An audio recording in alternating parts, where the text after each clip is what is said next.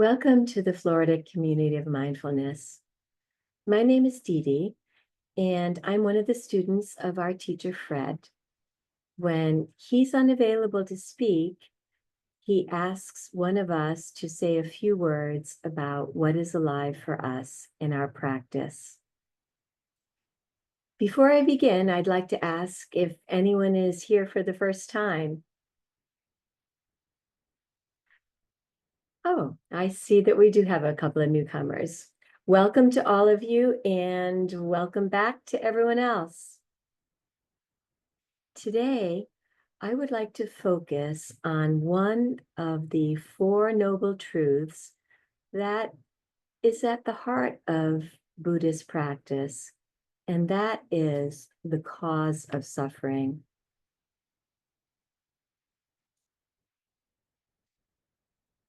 In his first Dharma talk after his enlightenment, the Buddha spoke about the Four Noble Truths: the existence of suffering, the cause of suffering, the cessation of suffering, and the path to ending suffering. Suffering arises in several different forms. The most obvious would be the physical or emotional pain, or dukkha.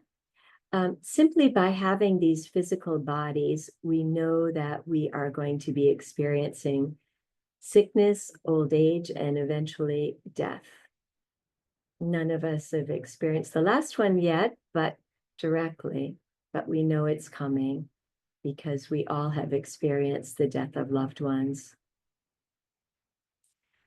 Our emotional pain may stem from feelings of fear, anxiety, loneliness, depression, anger, self-criticism, jealousy.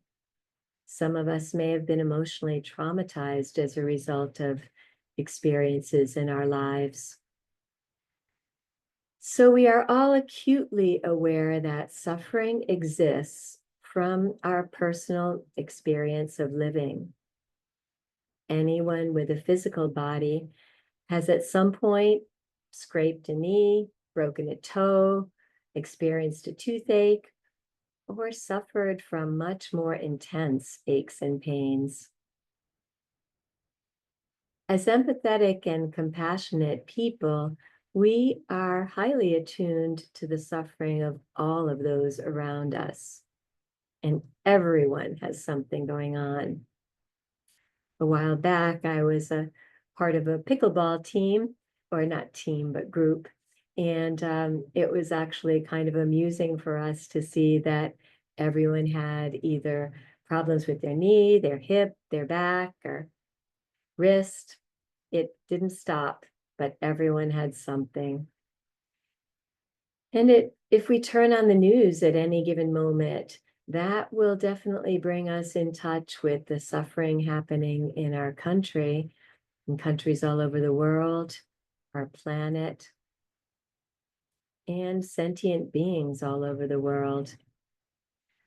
Suffering doesn't simply appear to be a random event, but there are precipitating causes or conditions. And since we as sentient beings don't particularly typically enjoy pain or suffering, we'd like to be able to discover the root cause of suffering and stop it in its tracks. Also, the quicker the better, since we live in an age of immediate need gratification, which we'll talk about later as related to suffering as well. So, what is the cause of suffering? Well, when addressing suffering, the Buddha used the Pali word tanha, which can be translated as craving or thirst. But it's not referring to simply enjoying sense pleasures, such as letting our eyes enjoy the beauty of a Zen garden, or our ears enjoy the birds chirping in the morning, or our senses enjoy a cool summer breeze on a hot day. But suffering involves attachment and craving or need. So, for example, has anyone ever had ice cream that's simply resting comfortably in your freezer until it begins to call your name relentlessly, until you finally have to respond and eat some? So, this would be a case where we are so attached or even addicted to something that we need it to be okay. Of course, I don't know anything about that. So, we may also need to escape or avoid a situation in order to feel okay. For example, we may find ourselves stuck in traffic. We left our home on time for an important meeting, but the traffic is unusually intense. And now we are going to be late. We start checking our phones. We think that maybe Waze can find us a detour to help us get there faster. And why did that person in front of me stop when the light was yellow and I could have kept going? We feel tense.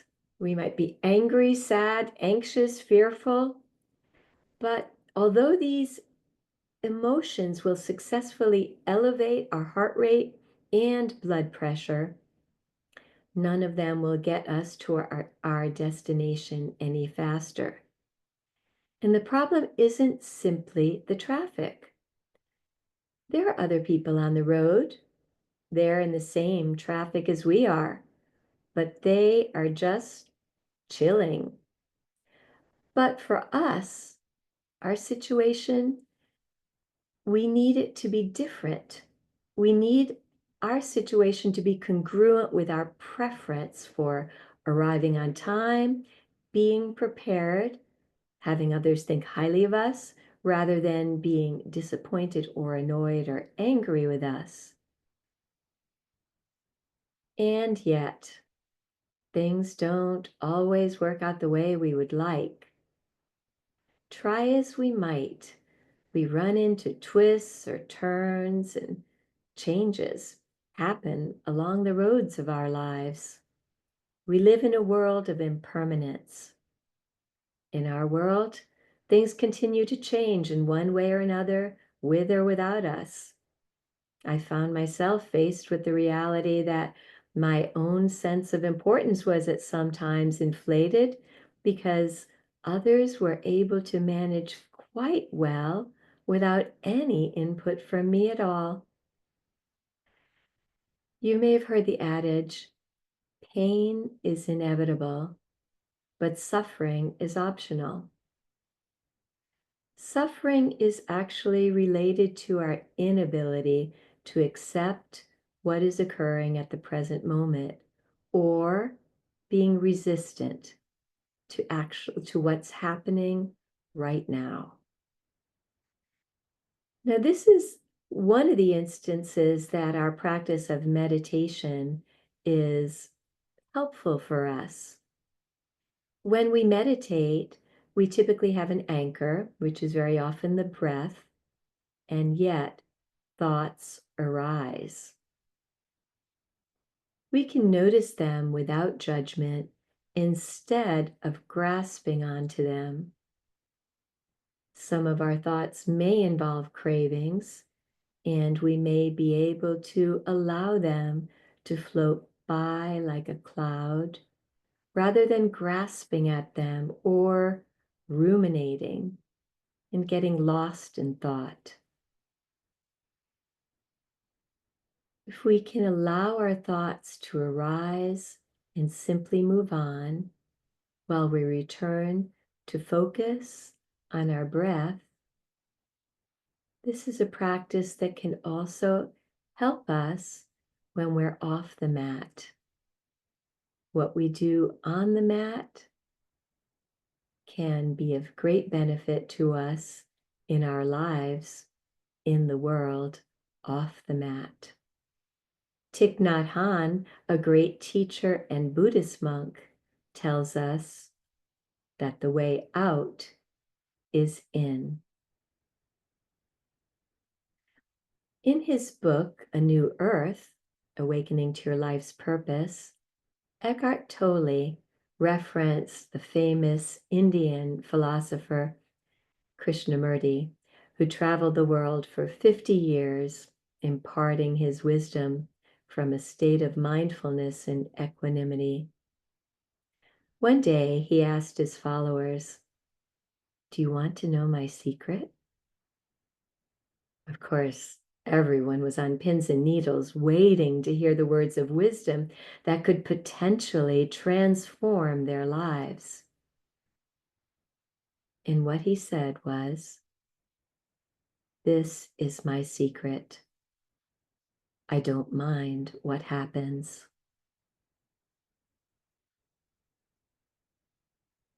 Although Krishnamurti didn't elaborate, Eckhart Tolle did.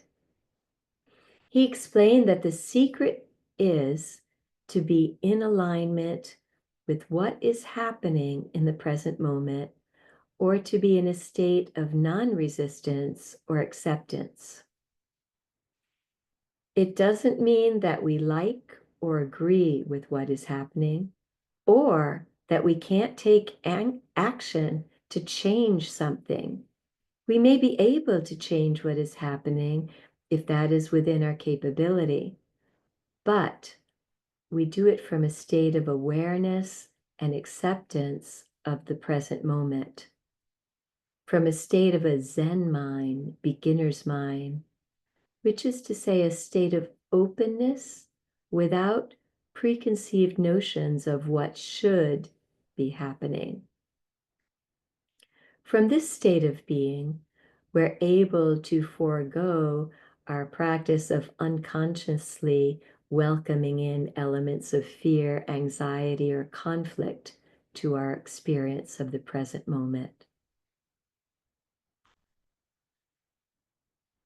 Gampopa, a Buddhist master from the Tibetan tradition, said, "Don't reject sickness and suffering, since they are your spiritual friends."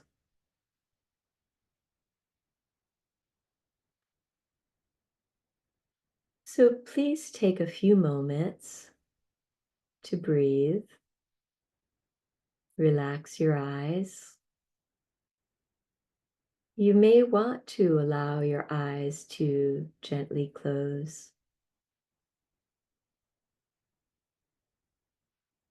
And now reflect on what Gampopa's teachings might mean in your own life.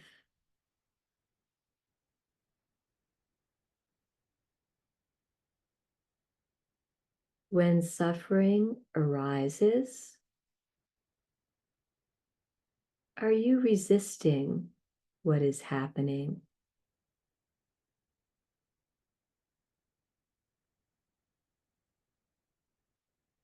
Do you find yourself clinging to anyone or anything?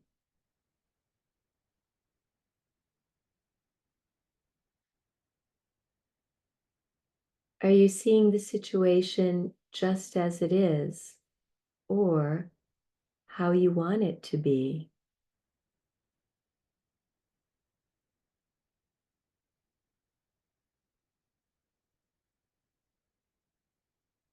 If there is some action that you are able to take,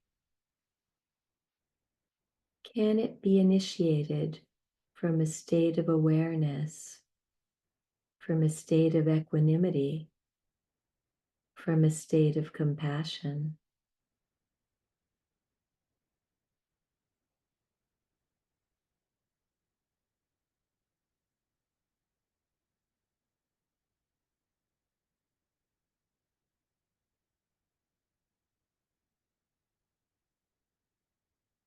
And now you may open your eyes if you haven't already.